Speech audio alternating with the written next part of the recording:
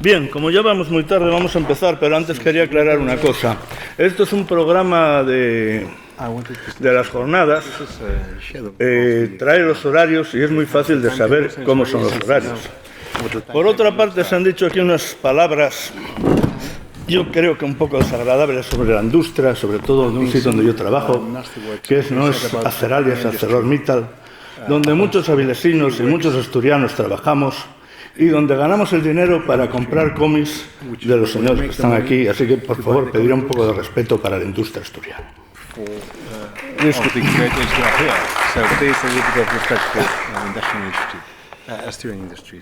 William Simpson. William Simpson es uno de los grandes de aquella avalancha, aquella invasión británica. Él es de Belfast, pero bueno, supongo que podríamos llamarlo británico, o si quiere llamamos irlandés, como sea. Que quizá no haya sonado su nombre tanto como otros, pero que si nos acompañáis vais a ver que ha hecho obras realmente importantes. Vamos a pasar a otras cosas. Por ejemplo, colaboró en aquella revista que yo cuando estaba revisando para buscar imágenes por aquí, la revista Warrior, me impresionó, sabía la importancia que tenía, pero veías que estaba allí, mira aquel man que se llamaba Marvel Man, en aquel momento, V de Vendetta, un montón de cosas, y allí tenía un personaje llamado Big Ben. Yo me gustaría empezar porque vamos un poquito pillados de tiempo, que nos contara cómo era el mundo aquel de aquellas primeras revistas que eran de alguna manera un precedente de 2000 AD, con todos aquellos personajes, con todos aquellos guionistas y dibujantes que luego fueron tan importantes en todo lo que fue el cómic en los años 90 y en realidad en lo que ha venido desde entonces. Warrior was one of those mags that it was like really special, like 2000 AD was very special. The thing was, it was kind of independent, and yet it was being produced as a really interesting mainstream magazine, and it had some of the greatest artists in Britain in it. So that's why I'm always amazed at the fact that I got into it, because it was just nuts. But it was, it had people like David Lloyd, it had Gary Leach, it had Brian Bolland, it had Dave Gibbons, it had Alan Moore, it had so many absolutely fantastic people who became the source of the British invasion, as they said it was called in America, because most of these guys ended up working for Vertigo, as did I. So Warrior was special, and it was such a shame that it actually closed up shop. It was good. And it was something as well that a lot of the artists and writers were wanting to do their own kind of work independently. It was an alternative to the pure science fiction of 2000 AD as well. And it made its mark. It made a really cool mark. All these guys ended up working for DC. So there you go. That's Warrior.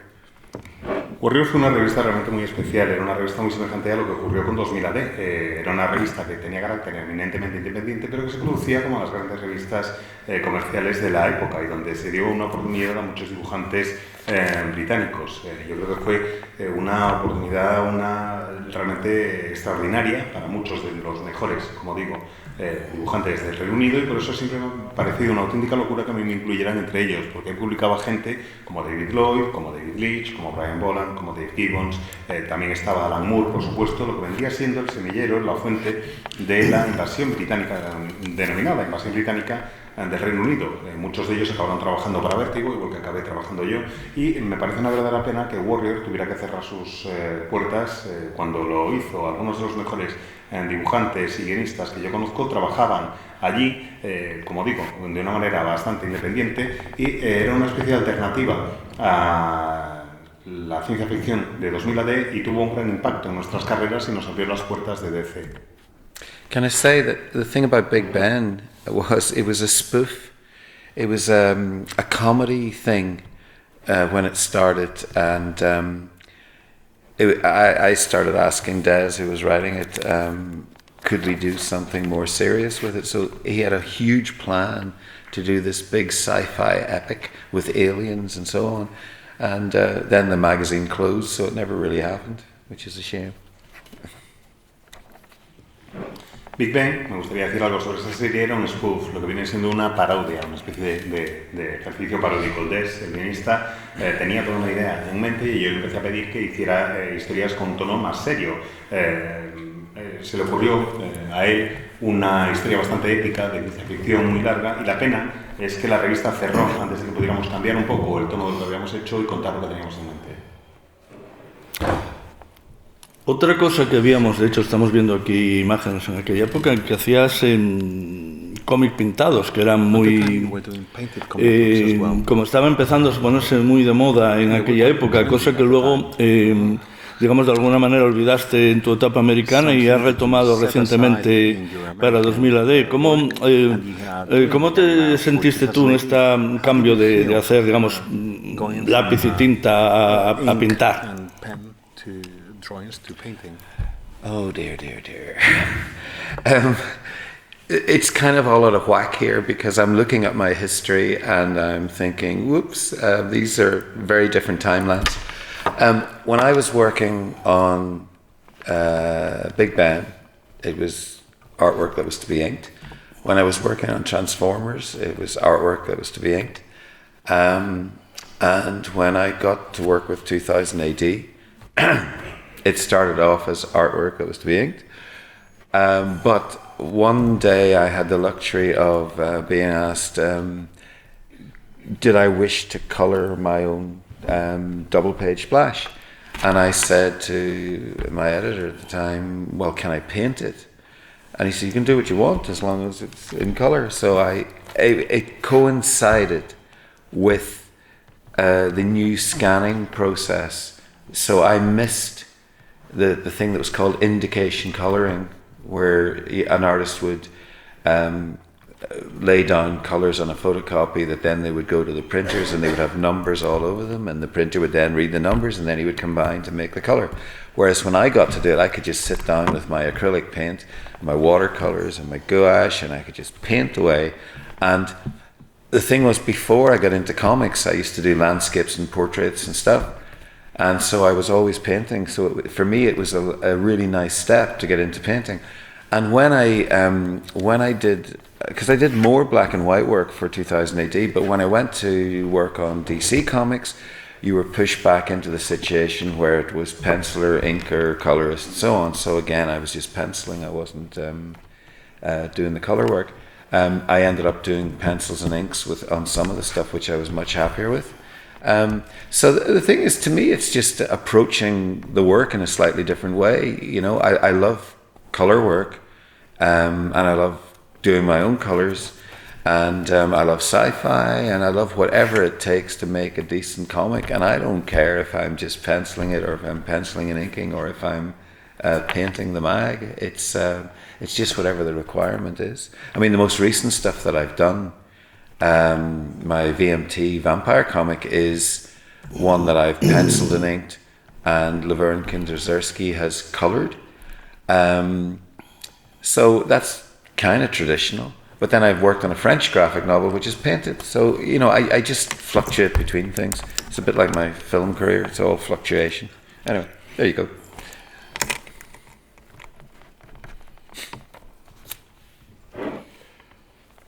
Pues la verdad es que eso sucedió efectivamente mientras estaba, o cuando empecé a trabajar para 2000 AD. Por cierto, antes de decir eso, me gustaría indicar que me resulta un poco desconcertante el ir viendo estos saltos temporales en mi obra, porque no veo esa cronología, y es realmente alucinante poder ver en distintos periodos de mi obra en pantalla. En cualquier caso, lo de 2000 AD surgió porque un día, y poder hacer cómic pintado para 2000 AD surgió porque un día la editora me dijo, oye, ¿quieres hacer el color para esta splash page a doble página que has hecho, esta página de viñeta única a doble página? Y a mí me pareció un auténtico lujo el que me ofrecieran poder hacer el color. Y como yo tenía formación en Bellas Artes, le pregunté, oye, ¿y te importaría si en lugar de hacerlo simplemente a color lo pinto? y me dijo la editora, como tú quieras, tú mismo. Todo esto coincidió además con el avance tecnológico que supuso la llegada de los escáneres, que me permitió saltarme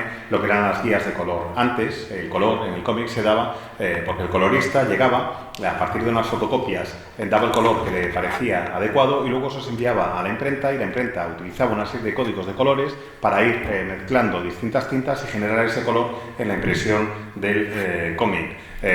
Lo que pasa es que con la llegada de los escáneres todo eso quedó en el olvido y yo me pude dedicar a lo que realmente me apetecía, que era poder hacer pintura acrílica, acuarela, wash, etc. Antes de dedicarme al mundo del cómic, como digo, tenía formación como pintor y había hecho retratos, paisajes, etc. Siempre me ha gustado mucho pintar y lo he seguido haciendo y lo hago aún hoy en día. Esto lo he ido simultaneando mi trabajo con etapas en las que me dedicaba únicamente a dibujar en blanco y negro. Por ejemplo, para 2000 AD no solo hice cómics pintados, sino que también hice cómics en blanco y negro. Cuando empecé a trabajar para DC, llegamos al sistema tradicional norteamericano, que es la división entre dibujo a lápiz, tinta y color.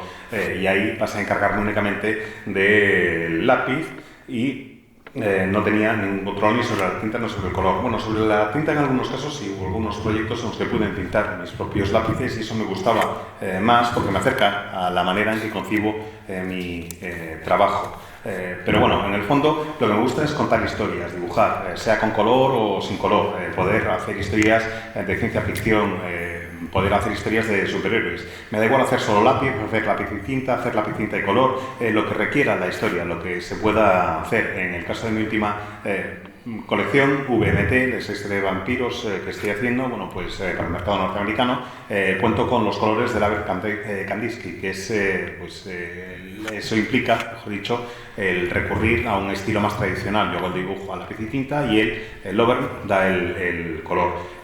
También tengo en marcha una novela gráfica para el mercado francés donde sí que hago todo a color y me encargo de pintarlo. En fin, que voy variando, que mi carrera va fluctuando, como ha fluctuado también mi trabajo en el mundo del cine. Y luego, pues llega un poco tu etapa americana haciendo Hellblazer. Yo me gustaría saber si conocías el personaje de antes, si conocías a Garth Ennis, y también me gustaría pues reivindicar un poco tu etapa en esta serie, porque la gente asocia mucho a la etapa de Garth Ennis con Steve Dillon.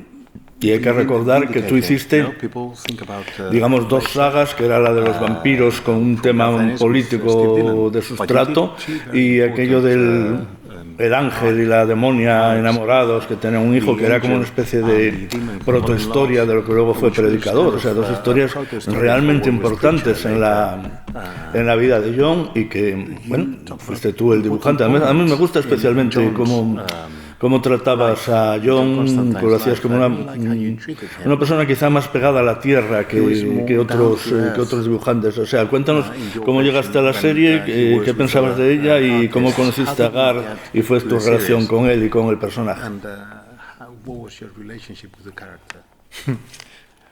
Well, my relationship with John Constantine was very close because he was my brother. The thing was, when I originally started, I got asked to do Constantine. I thought I was going to be drawing Sting. I thought it was going to be the police. We're going to be through the whole thing because of Swamp Thing. But we were told we weren't allowed to, use Sting's likeness. So, if anybody's seen the Swamp Things, you'll know it's Sting. So my brother happened to be living with me at the time, and he was skinny and a handsome young chap, and I just thought, yep, you'll do. So that's how close I was to Constantine. He was my brother. Anyway, he's a terrible actor, so I put him through some really nasty stuff. But Ken would be right. Ken, he's got to be serious here. So Ken would go, and then it'd be Ken. He's got to be in pain, and Ken would go. And then it would be Ken. We need lots of bloodletting. He's in agony, and Ken would go. And that would be it. So I had to use a lot of imagination. Anyway, I think I was really lucky. I knew Garth for a bunch of years. Whenever I was working on 2000 AD, Garth was working on 2000 AD. We were at conventions together. I knew him pretty well. And so it was just one of those really lucky incidents that he was getting Hellblazer, and I was able to do some sample work, and so it got okayed. And then also I was very lucky that the first story was Dangerous Habits, because Dangerous Habits has had its own life, because it was the big cancer story, the big cancer arc on Constantine's life. And of course it became the movie. The movie ended up being that story, really. And so it's kind of right place, right time. Like the whole of my life is all amazing flukes like this, where I happen to be somewhere at the right time and the job comes along. And that's what it was like for me with Hellblazer. It was the most beautiful accident. And I really liked it. And I also liked the fact that we were predicting the future. With Royal Blood, we knew they were bad bastards. We just knew it. So there it was. Royal Blood exposed the royal family already. So, I think it's lucky. Lots of work is lucky. You put in the work, but it's lucky. I can't give you more depth. There is no more depth. I am depthless.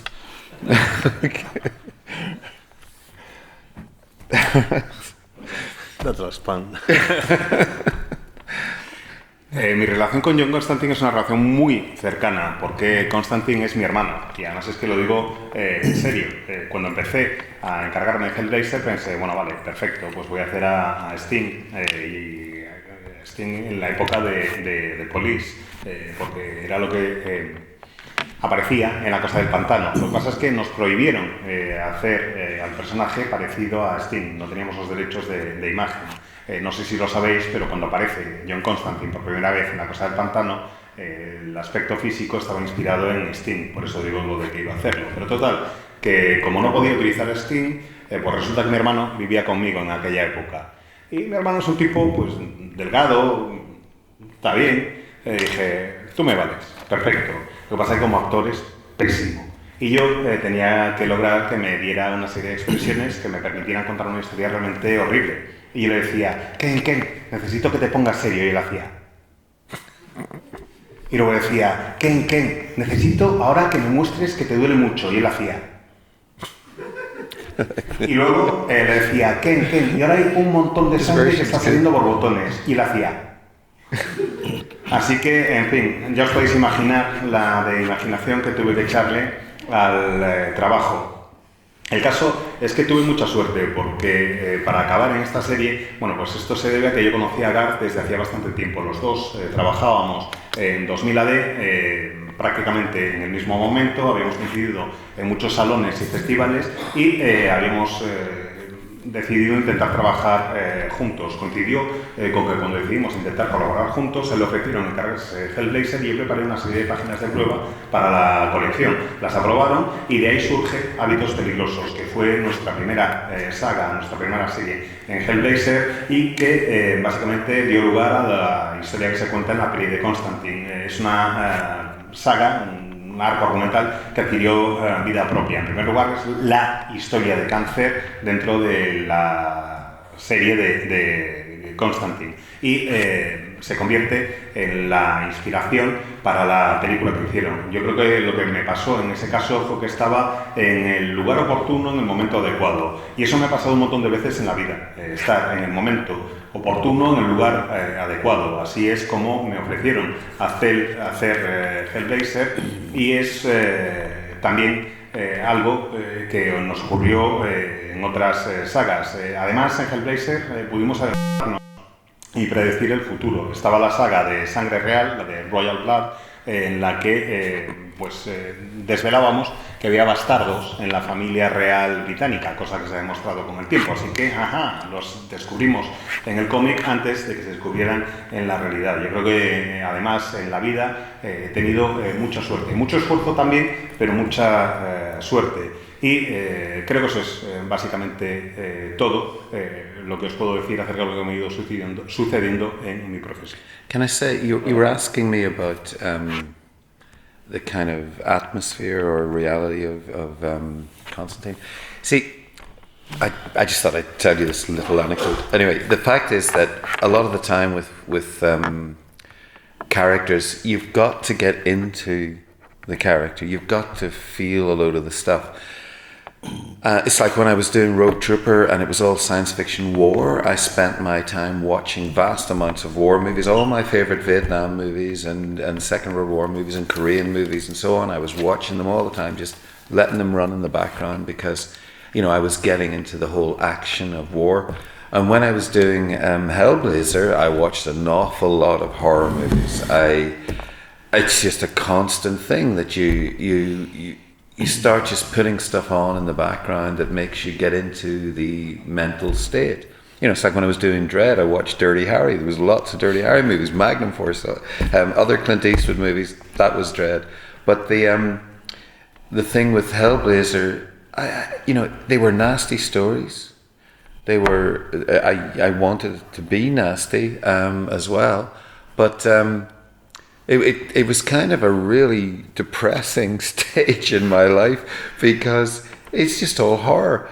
And in between it, I started drawing angels because I was trying to get away from all the horror. So I ended up doing, over years, because there's a little book of this stuff that's out, there's all these little drawings of really pretty girls with wings, which were my idea of angels. Anyway, and that was because this stuff was driving me crazy. Okay? Me gustaría compartir también con vosotros una anécdota que tiene que ver con Constantine, porque la pregunta era, bueno, pues cómo era la atmósfera, cómo podía darle ese tono a Constantine, cómo era la realidad del personaje. Y lo que ocurre muchas veces es que para poder contar la historia de un personaje tienes que meterte en la mente de ese personaje, meterte en su cabeza, convertirte un poco en él. En el caso de Rogue Trooper, por ejemplo, tenía que ver muchísimo, que era una historia bélica de ciencia ficción. Lo que yo hacía cuando me ponía a trabajar era ponerme de fondo muchas películas bélicas, algunas de mis favoritas, películas de guerra, pues ambientadas en Vietnam, en las guerras mundiales, en Corea, etc. Y lo tenía ahí siempre de fondo porque eso iba como permeando mientras yo trabajaba. En el caso de Hellblazer puse muchísimas películas de terror de fondo, siempre lo tenía ahí porque me ayudaba a meterme en el estado mental, a adquirir el estado mental en el que debía encontrarme para poder crear este tipo de historias. Para Dredd siempre tenía películas de Harry el Sucio de fondo, entre ellas Magnum Force, Harry el Fuerte, ¿ves? Ya sabía yo que Jaume me iba a echar la mano. Y en el caso de Hellblazer era una atmósfera muy chunga, era una situación muy chunga porque yo tenía que ser chungo también, porque el tipo de historias eran chungas, eran un tipo de historias bastante difíciles de contar. Además, estaba en una fase muy deprimente de mi vida, porque era un trabajo que me resultaba muy duro, tener que adoptar ese tono y meterme en la cabeza de un personaje así que para compensar empecé a dibujar ángeles, o lo que yo consideré que eran ángeles. Durante muchos años estuve haciendo dibujos de chicas monas con alas, que esas son mis versiones de los ángeles, y fueron algunos de los elementos, esos ángeles, que me permitieron sobrellevar la locura que era aquella serie. Pero bien, poco después de aquello, de que terminase tu etapa en Hellblazer, también te tocó dibujar monstruos, y unos monstruos tan icónicos como son los Aliens, en una serie guionizada por un tipo que personalmente me gusta mucho, que quizá no tiene tanta fama, que es Ian Egginton. ¿Cómo te acercaste a tu propia visión de una franquicia, unos personajes que han salido tanto en cine y en cómics, para dar tu propia visión, tu propia identidad? Well, Alien. The first time ever on a cover you see the Alien King. It hadn't been invented before. And one of the great things was Ian had written a story that involved the Alien King. We didn't think anything of it. It was a dark horse story. We thought we could go off on any tangent we liked. And I love Aliens. I love the movie franchise. Fantastic stuff. I remember seeing the original Alien in the cinema, and it scared the hell out of me. It was just amazing. So, Aliens was a great thing to get to do, but we got to invent the Alien King. So what became really interesting was after the comic was published, a little while later, 20th Century Fox went crazy because they didn't have an Alien King. It didn't exist in the Aliens franchise. But we'd created it, it was out there, and they got just really pissed off about it. But they made a model of the Alien King, which we didn't get anything out of. It exists. And, so we have left a little mark in the alien lore, which is the Alien King.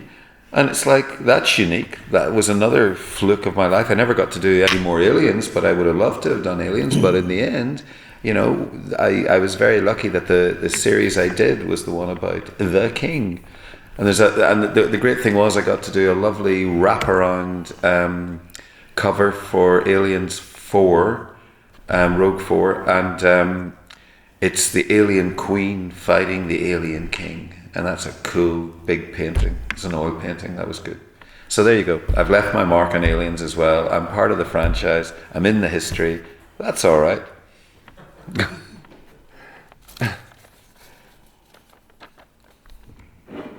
Pues resulta que en esta serie de Alien, en esta portada es la primera vez que se ve al rey Alien, algo que no se había hecho nunca antes. Cuando nos encargaron una colección en Dark Horse, no nos dijeron nada y pensábamos que podíamos ir en una dirección que nos pareciera oportuna. A mí me encanta la peli de Alien. Vi todas las pelis de la saga, de la franquicia cinematográfica, en el cine, y recuerdo que cuando vi la primera me acojonó de verdad cuando estaba en la sala. Y la idea de lo del Rey Alien me parecía bastante interesante, pero el caso es que después de publicar el cómic con el Rey Alien, recibimos al poco tiempo, una carta de 20th Century Fox, que estaban cabreadísimos como monas con nosotros, porque decían que vamos a ver, que no sabéis que en las películas no hay ningún Rey Alien, ¿cómo se os ocurre inventar algo así? Y estaban muy mosqueados porque hubiéramos hecho eso. Se cabrearon mucho, pero al mismo tiempo también hicieron una figurita del Rey Alien por la que no nos pagaron ni un duro, pero en fin, ¿qué le vamos a hacer? De lo que estoy contento es que hemos dejado nuestra huella, nuestra pequeña marca en el lore, en el universo de Alien. Es algo realmente único, una de esas coincidencias afortunadas que se han producido varias veces en mi vida y que me parecen maravillosas. No teníamos ni idea de lo que estábamos haciendo al crear al Rey Alien, de la repercusión que iba a tener. No me han vuelto a ofrecer nunca ningún proyecto de Alien, y es una pena porque realmente, como digo, me gusta mucho ese universo, pero sí me pude pegar el lujazo de hacer una portada doble para el número 4 en la que se ven peleando a la reina y al rey Alien. En fin, que estoy muy contento porque me gusta la franquicia y he podido dejar o aportar algún elemento personal a su historia. Poco después, seguro que nos estamos saltando algo, pero bueno, el tiempo aprieta. Poco después llegó otro, digamos, de los hitos en tu carrera, y para mí con Garth Ennis y Pat Mills, que trabajabas al principio, quizá uno de los guionistas, o una en este caso, que más ha influido seguramente en tu carrera, porque has colaborado bastante con ella. Se trata de Elaine Lee, y estamos hablando de la serie de Vamps, que es una serie de vampiresas, o sea, de vampiras directamente moteras, que hiciste 3 series. Bien, ¿cómo te llegó este proyecto y cómo fue, un poco la misma pregunta, cómo fue tu relación con Elaine Lee? Oh, wow. I met Elaine at a convention in Glasgow, and I loved Mike Kaluta's artwork. You know, the whole studio thing, Mike Kaluta, Barry Windsor-Smith, Bernie Wrights and Jeff Jones, which is interesting because later on I helped do a documentary about Jeff Jones with my friend Maria Cabardo.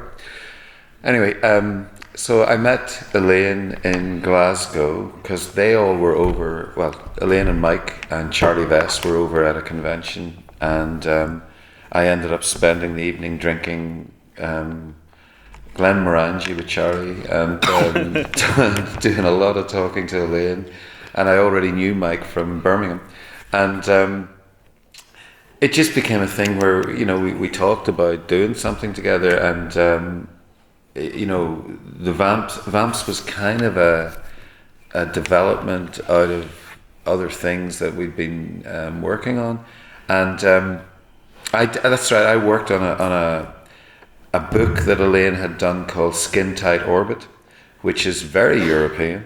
It's a really cool kind of book, which was based on her basically relationship stories when she split up with her husband. So she was she was having all these crazy tales about basically her dislike of men at that point, which was kind of cool. Anyway, I did one of those stories, but that led us to talk more about doing something else.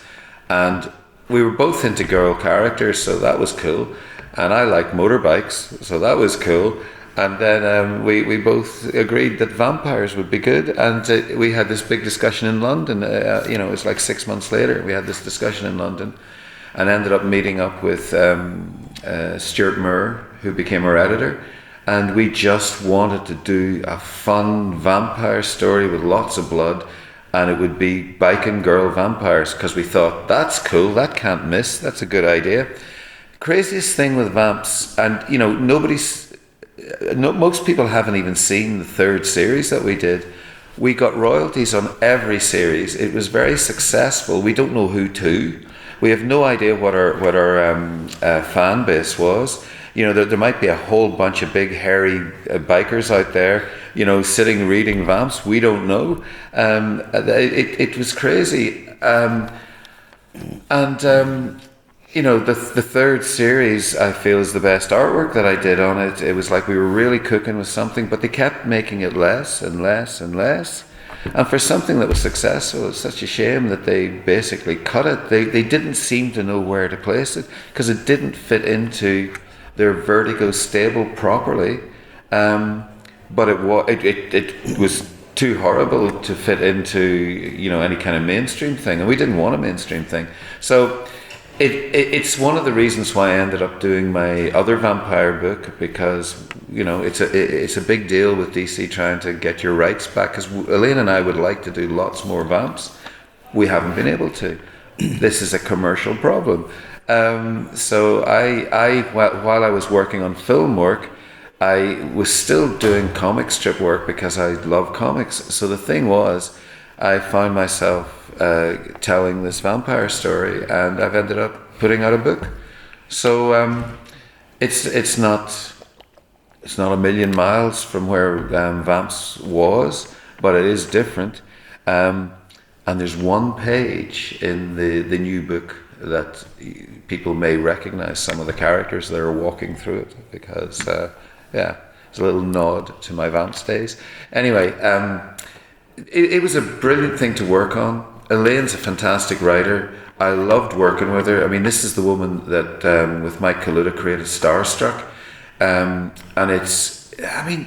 she's really smart. She was way smart before anybody else was smart. She's a really cool woman writer. And the thing was, it was great working with her. I had no problem. I loved doing it. And that's all I can say about Vamps. It's a shame it's still not going. I'd do it. Okay? Yep. Yeah. Pues el caso es que estábamos hablando del cómic en Glasgow y allí coincidí con Elaine y con Mike Kaluta. Bueno, a mí me encantaba, por cierto, el estudio, el que componían Mike Kaluta, Barry Smith, Danny Wrightson y Jeff Jones, que por cierto acabé haciendo un documental, o ayudando a que se rodara un documental sobre Jones con mi amigo Eric, pero bueno, eso es una historia para otro día. El caso es que estábamos en Glasgow y coincidí con Elaine, con Kaluta y con Charles Vess, y acabamos, tomándome unos copazos de Glenmorangie con Charles Vess y hablando un montón con Elaine y con Kaluta, hablando pues de hacer toda una serie de cosas juntos. Nos gustaba a Elaine y a mí el ver cómo nos llevábamos, lo bien que habíamos congeniado, y decidimos que queríamos hacer un proyecto juntos, y ahí surgió Vamps, desarrollando un poco los conceptos que habíamos ido planteando en aquellas primeras conversaciones. Resulta que a Elaine ya la conocía, habíamos colaborado en una cosa que se llamaba Screen Type Orbit, que es un proyecto bastante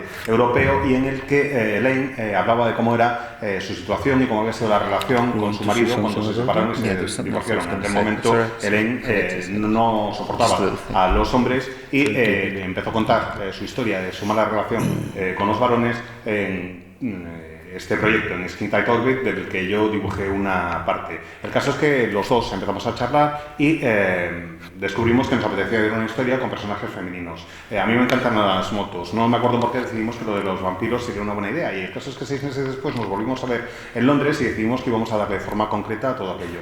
Nos reunimos con Stuart Moore, que fue el que acabó siendo nuestro editor, y le dijimos que queríamos hacer algo con vampiras, moteras y muchísima sangre. La verdad es que era un poco locura, pero tiró bastante bien, funcionó de maravilla. Pudimos llegar a hacer 3 arcos argumentales, 3 series limitadas de Vamps, y creo que la tercera no se llegó a ver mucho, no sé muy bien por qué, pero el caso es que, aunque no se viera mucho, aunque no hiciera mucha publicidad, sí que se vendió de maravilla. A mí me encanta imaginarme de vez en cuando a un grupo de moteros peludos sentados leyendo Vamps. Me parece que es una imagen fantástica, es una auténtica locura todo aquello. La tercera serie funcionó, yo me lo pasaba de coña dibujándola, pero cada vez iban haciendo menos promoción, iban dedicándole menos espacio, y al final acabaron por cancelarla, a pesar de que era una serie que funcionaba bien y que tenía éxito. Yo creo que es que no les cuadraba dentro del establo de series que tenían en Vértigo. Era una serie, por otra parte, que era demasiado de terror como para que pudiéramos tratar de publicarla en otras instancias mucho más comerciales. En fin, no lo sé.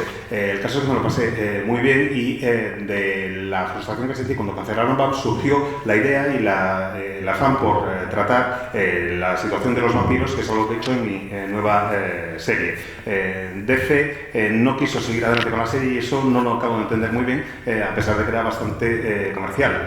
Me gusta el poder haber trabajado en simultanear esto con el trabajo en el mundo del cine, y el poder haber tratado también los vampiros y lo que aprendí en Vamps, en mi experiencia cinematográfica. Pero a mí lo que realmente me gustan son los cómics, y quería poder seguir haciendo cómics de vampiros, y de hecho estoy ahora preparando una serie simultaneándolo con mi trabajo en el mundo del cine, que está a 1.000 millones de millas de lo que era Vamps originalmente, pero que surge el hecho de que sea una serie de vampiros de la frustración que sentí porque me cancelaran ese proyecto. Hay una página, de hecho, en esta nueva colección, en la que quizás, si os fijáis mucho, podéis reconocer a algunos de los personajes, y es que es un guiño que hago a Vamps y a la experiencia que tenía con esa colección. En cuanto al trabajo con Elaine, fue absolutamente maravilloso, y es una tía extraordinaria. Creó Star Trek con Michael Lupta, y es una de las tías más inteligentes que conozco. Era inteligente antes de que cualquier otro fuera inteligente, cualquier otro de nosotros. Fue absolutamente genial colaborar juntos, y es una pena que no hayamos podido seguir haciendo cosas, porque me encantaría volver a hacerlo en el futuro. Si me ofrecieran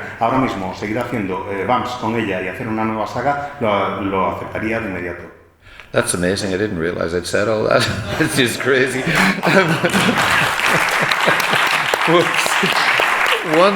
One really interesting thing, you know, when you feel you've got a good idea, you kind of know you've got a good idea. And the thing is, Vamps, Elaine and I were approached by 2 separate companies in Hollywood, USA, to do Vamps as a movie. Both wanted to do movies. And yeah, that's one of the reasons you get pissed off with DC. Because I didn't get to live my Hollywood lifestyle, which I would have loved doing.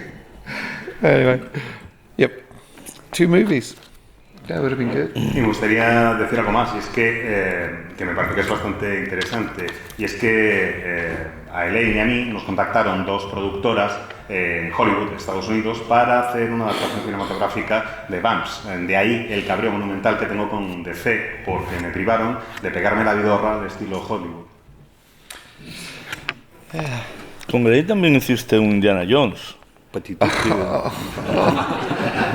No. Okay. I love Indiana Jones. Elaine got the chance to write a brilliant Indiana Jones in Atlantis.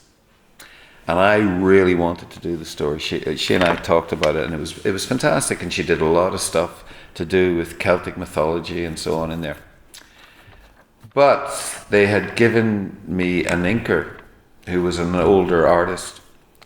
And when I'd drawn the first issue, I'd gone on to the second issue, I was really enjoying myself, and then I saw the inks on the first issue, and they were so intolerable because he had changed so much of my work. I mean, I was explaining this today to somebody, and you know, I had designed a character in here He's meant to be a proper, amazing Nazi, and I had designed him to be like Marlon Brando in the movie Young Lions. He was a really powerful, strong, amazing-looking Nazi. With his young sidekick, he was Hitler Youth, and again, shaven head and so on.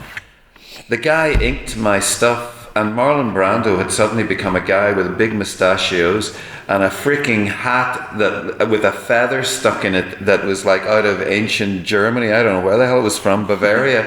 And almost lederhosen. And then the kid Siegfried, who was meant to be a good, strong Hitler Youth character, was this curly-headed kid. He had altered so much. He'd even altered my Indiana Jones faces that a friend once pointed out. It went from being Indiana Jones to Mr. Potato Head. Now the thing is, that's the only job in my life that I've walked off.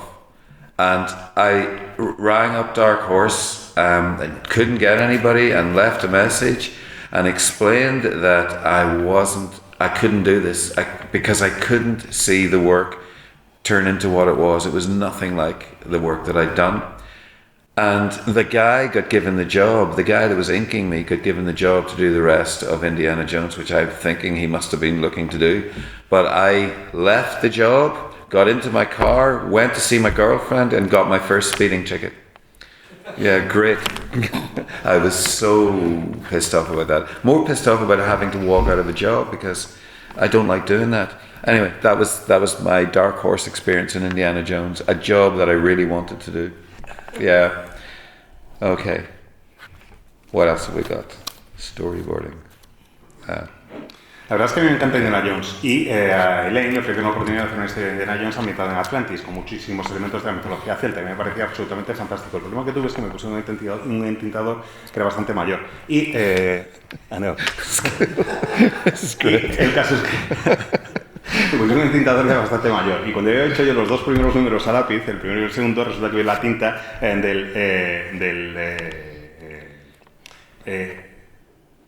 Oh shit, I've stumped him. Nazi, Young Lions, I've got it, I can see it. Vi las tintas del primer número y resulta que la tinta era absolutamente intolerable porque había cambiado un montón de mi trabajo. Yo, por ejemplo, había concebido un personaje que era una especie de versión nazi de un Marlon Brando joven y potente, como el Marlon Brando del Baile de los Malditos. Y ese Marlon Brando tenía además un compañero, una especie de sidekick, de ayudante, que era una versión de Hitler, de las juventudes hitlerianas, con la cabeza rapada y de todo. Bueno, total, que llegan las páginas del primer número entintadas y me encuentro con que ese Marlon Brando que yo había concebido se había convertido en realidad en un fulano con mostachos, con el sombrerito con la pluma y con los pantalones tiroleses, como si estuviera en Bavaria o algo por el estilo. Sinceramente no lo entendía, con los Lederhosen estos que tienen los alemanes. Al crío lo había cambiado y lo había hecho un tipo con ricitos y unas histerias más, en fin, una cosa increíble. Y la cara de Indiana Jones también la había cambiado y como me dijo un amigo mío, había pasado de ser Indiana Jones a ser el señor Patata. En fin, es el único trabajo que abandoné a lo largo de mi carrera. No pude soportarlo más, así que llamé a Dark Horse y les dejé un mensaje diciéndoles que no podía seguir haciendo esto, que estaba hasta las narices y que no podía ser, que abandonaba la serie y punto. Total, que acabé, colgué, cogí el coche, me fui a ver a mi novia y iba tan cabreado que le fui pisando bastante el coche y me pusieron encima una multa por el exceso de velocidad. Algo que me ha pasado otras veces, pero no me había pasado de dejar un proyecto. La única vez que yo he dejado un proyecto en mi carrera ha sido con Dark Horse y con Indiana Jones. Y es una pena porque era una serie que me apetecía mucho hacer. La verdad que hemos corrido bastante, gracias también a Diego y a su gran habilidad de hablar a velocidad supersónica. Pero bueno, hemos tratado pues quizá la parte más importante de la carrera de William Comics. Llega un momento en que prácticamente abandona el cómic y se pone a hacer storyboards, entre ellos alguna cosa que creo que reconoceréis, porque fue el que hizo el storyboard de creo que todas las temporadas de Juego de Tronos, incluso creó pues personajes icónicos como, que no me acuerdo cómo se llaman, pero yo no vi la serie. Pero no vamos a hablar de eso aquí, por una parte porque esto es un festival de cómic y porque quizá haya otro proyecto en el que William pueda hablar de todo esto. Así que mi última pregunta para cerrar y para que haya sitio también, que por supuesto lo merecéis para pedir firmas, lo que me gustaría decir es preguntarle por último que ya ha hablado un poquitito de ello, pero que nos explique un poco qué está haciendo ahora dentro del mundo del cómic. That's a good question. I have no idea. Anyway, see, the thing is, the storyboard book that I ended up turning out, HBO liked my storyboards enough to print the book, so that's kind of close to a comic book. That's cool. Anyway, I got into doing film and storyboard work because, while we were doing our Vamps stories for DC, there was a lot of gaps and you needed more work. I did Batman as well earlier on in that, and the thing was I bumped into a guy in London and he said to me, would you like to storyboard our low budget feature film? And it's a thing called 24 Hours in London, which went straight to video. My God, it's so old. It was video. And the thing is, I said, yeah, how hard can it be? It's a comic strip. So I ended up doing storyboards for a feature film. And that was cool. I enjoyed that. And then when I was back home, my brother and I decided to do animation. We had got a BBC job to do, so I was doing designs and storyboard work for the animation piece. So it got done, it got delivered, everything was fine except we hated the producer, so we got rid of him. And then we set up our own little company called Rogue Rocket to do more animation. And it just seemed to be that my career was going in the direction of film of some sort. And we were at Cannes lots, like over a period of 5 years. We were there discussing our ideas, pushing our ideas that we were doing. We got funding in Northern Ireland to do a load of the animation projects. But during the time period, I needed to get other work, so I again got offered a feature film called Puccoon, which was a Spike Milligan feature film. He's a British comedy writer, and he's dead now. That's like a lot of people I know. Anyway, the thing is, it was really cool to work on. I did 2.5 weeks of storyboarding. They ran out of the money for storyboarding, but there was another job as assistant standby prop, so it meant that I got to be on set. So for 6 weeks, I was on set, handing over rifles and spades and all sorts of stuff to the actors. But I was also watching on the monitor how the film was being made. And I knew the job that I wanted then was the director's job. I realized, yep, I want that job. That's a cool job. So since then, and I'm going faster here as well, because since then, I then worked on straight after Puccoon because of a friend pointing me in the right direction. And there's a lovely big story about it, but I'm not going to tell you the whole story now because it would take so long. There's basically, I did Reign of Fire, a big dragon movie with Matthew McConaughey and Christian Bale, and that was really cool. And I did conceptual work on that, and I did a tiny little bit of storyboarding, and then I did a whole bunch of low budget movies where I did prop artwork, and I did some storyboarding, and then I did more storyboarding, and then I did design work, and that led me all the way to City of Ember, which was another giant film that was a kids film, and it's not a very good film except it looks really good because there's lots of beautiful work in it. Anyway, I did a lot of design work on that, and I did a lot of paintings that are on the walls of the city, and this stupid fountain in the middle of the flipping film. There's a square in the middle of it, and it's got this really horrible fountain because I was given a brief to do something that was very Russian, and it was really strong and powerful, and workers together, creating a society under the ground. And the director came over to me and said, well, could we make that a little less Russian?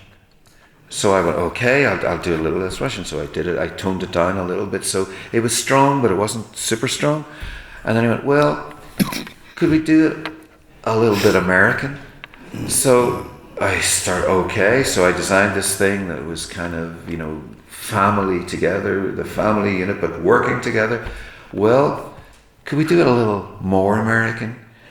And so in the end, there's this insipid statue with this family holding up a light bulb, and this is like in the center of the city, and I couldn't believe it. I'm looking at it thinking, this is so awful.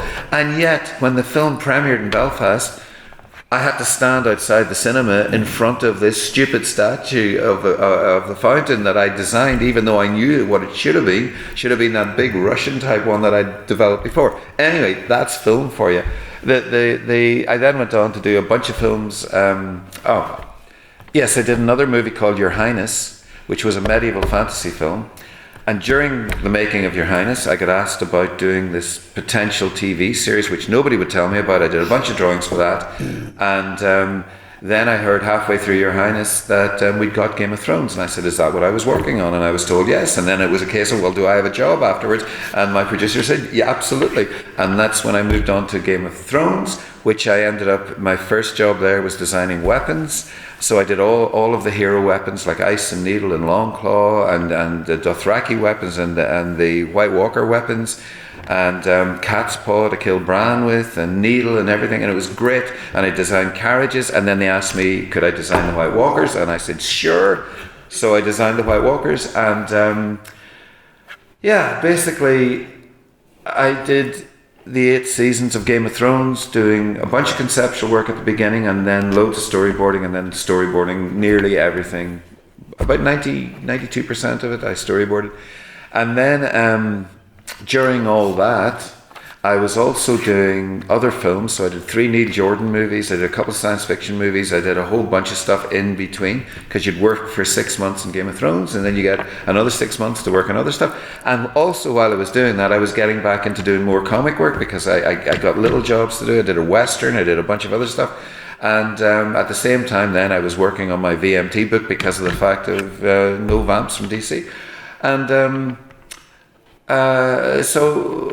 also, I was writing a whole bunch of stuff, and out of 500 people, I was in the last 5 for a low-budget feature film that I'd written, and it was a road movie, and the one that won was a road movie. It just wasn't my road movie, but I was there in the last 5, so I thought, that's pretty good.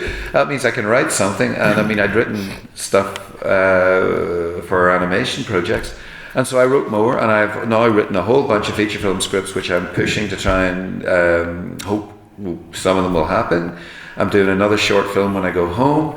I've got more comic work to do. I finished a French graphic novel that's a painted job. I did the new Vampire Stuff, which is a black and white ink job with colour. I did... I've got a bunch of stories sitting ready to work on. I've done some more stuff with 2000 AD.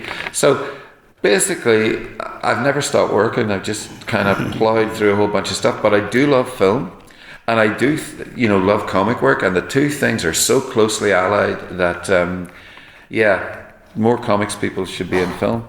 But now with AI, of course, AI is going to take over, and they'll do all their storyboards with AI, and they'll do all their design with AI, and we'll be watching AI produce films, and that'll be it. They'll certainly be written by AI. It's frightening. Anyway, there you go. That's like I'll sorry. Whoa. Pues la verdad es que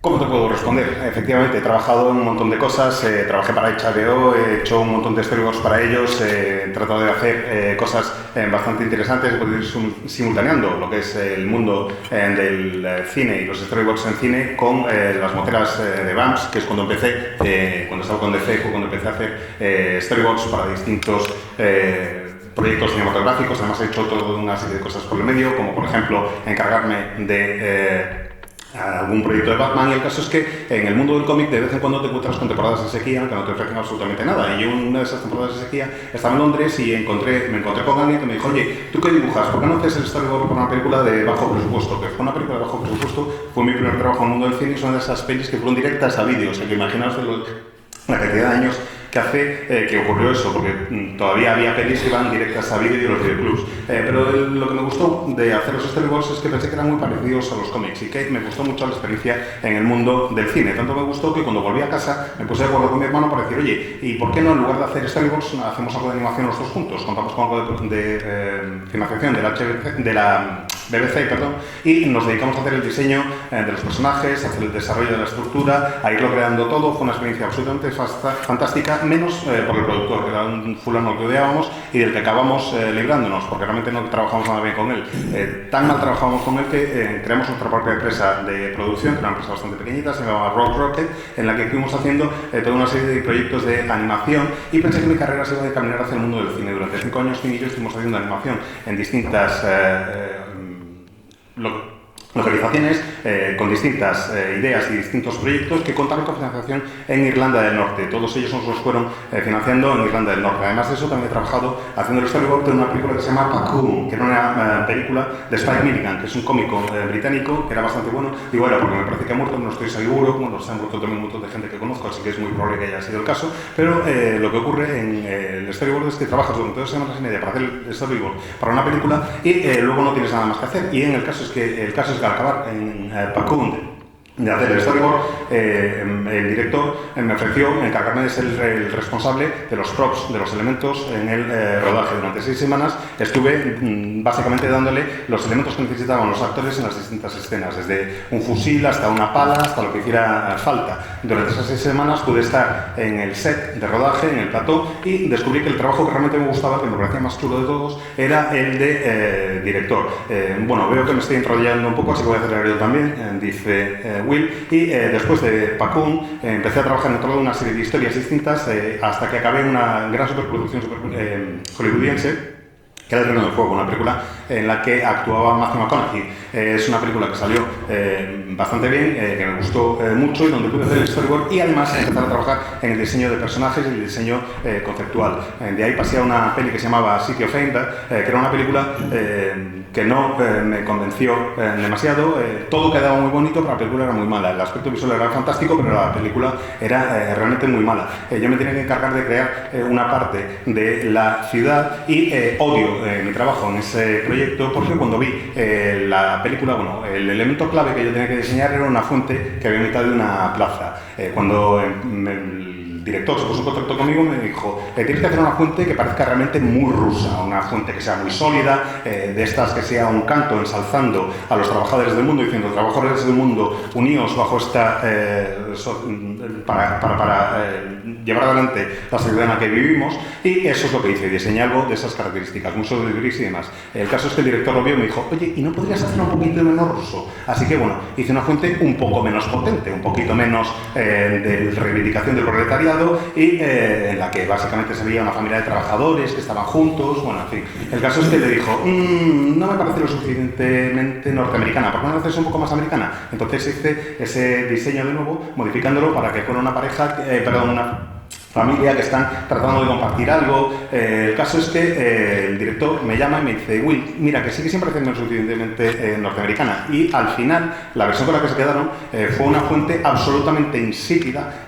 con una familia que está sujetando una bombilla, y eso es lo que estaba en el centro de la ciudad. Y a mí me parecía horrible. Y lo peor de todo es que cuando se estrenó la película en Belfast, yo tuve que ir allí y yo esperaba, cuando me dijeron que iba a ir al estreno, que pudiera haber estado delante de esta fuente tan majestuosa, tan sólida, tan soviética que había desarrollado, y en realidad tuve que sacarme las fotos dentro de una fuente que era absolutamente insípida y que no tenía nada. Y yo veía la fuente y decía, me cago en la leche con lo que yo sabía que podía haber sido esto, y mira lo que me han puesto aquí. Después de ahí pasé a otra película que se llamaba Your Highness, Su Alteza, que era una película de fantasía de la Edad Media. Mientras estaba trabajando en esa película de fantasía de la Edad Media, de la fantasía medieval, me dijeron si me interesaría trabajar en una serie de la que no me podían dar más detalles, y me tenía que encargar del diseño de una serie de elementos de la serie. Cuando se estrenó Juego de Tronos, cuando avanzó el proyecto y se anunció que iba a hacerse Juego de Tronos, yo pregunté, oye, ¿la serie en la que estoy trabajando es Juego de Tronos? Y me dijeron sí. Y no solo me dijeron que sí, sino que pude conocer a los productores y los directores, y empecé a encargarme del diseño de armas y de armaduras, porque les gustaba mucho. Pude diseñar las armas como garra, como hielo, como espadas como garra, como hielo, las armas de los dothrakis, las armas de los caminantes blancos, la espada con la que casi se cargan a Bran. Pude diseñar también aguja, y de ahí pasé a diseñar personajes. Me dijeron, ¿te apetece diseñar a los caminantes blancos? Dije Sí, perfecto. Y estuve trabajando de esta manera en las 8 temporadas de Juego de Tronos. Empecé haciendo dibujos y diseño conceptual y acabé encargándome los storyboards. Hice prácticamente el 92% de los storyboards de las 8 temporadas de la serie. Mientras hacía eso, también fui simultaneando trabajo en varias películas de Nick Jordan y fui haciendo otras cosas. Cada 6 meses, tenía 6 meses al año que tenía que dedicar al trabajo en Juego de Tronos y otros 6 meses al año en los que me podía dedicar a otras cosas. Por ejemplo, los storyboards para Nick Jordan o también otra serie de proyectos que hice en el mundo del cómic. Trabajé haciendo una serie del oeste, no para DC, y además empecé a escribir también mis propios guiones. Me presenté a un concurso para una subvención en el que concurríamos 500 proyectos distintos. Yo iba con una road movie, con una película de carretera, y sé que llegué a quedar entre las 5 finalistas. Ganó una película que era también una road movie, pero desgraciadamente no la mía. Lo que pasa es que eso me sirvió para animarme a volver a escribir, para volver a meterme en el mundo de la animación, porque tenía ganas de poder ponerme a escribir guiones y probablemente eso sea lo que haga tan pronto vuelva a casa. De hecho, tengo un rodaje previsto para cuando vuelva a casa. Aparte de eso, he seguido trabajando en el mundo de cómic, como os decía. Hice una novela gráfica que se publicó en color en Francia, otra historia en blanco y negro, lo del color que os decía antes de Logan, y espero que las cosas sigan adelante. He ido trabajando en 2000 AD también haciendo otros proyectos, y no es que haya dejado de trabajar nunca, sino que me he encargado de un montón de historias distintas. He trabajado en el mundo del cómic, en el mundo del cine, y sinceramente me encanta el poder dedicarme al mundo del cómic y también al mundo del cine. Lo que pasa es que me da un poco de miedo y creo que sería muy positivo además que más gente del mundo del cómic trabajara en la industria del cine, porque creo que tenemos muchas cosas que aportar. El problema que tenemos es que ya no nos van a hacer caso ni a nosotros ni a nadie, porque nos van a sustituir con inteligencias artificiales. Ya veréis cómo es así. Dentro de poco, todo lo que es el diseño de producción lo harán inteligencias artificiales, y no solo harán el diseño de producción, sino que también se encargarán de escribir los guiones. Perspectiva que me resulta absolutamente aterradora. That guy, Will Simpson, talks a lot.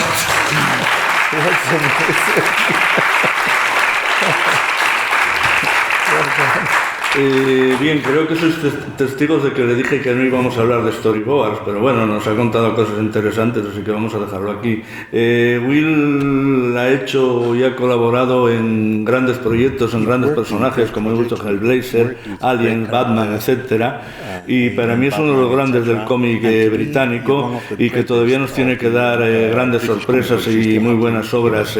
Gracias por estar aquí, Will. Vamos a despedirte con un aplauso. We're going to say goodbye to you from the show. Thank you. Y vamos a empezar las firmas ya.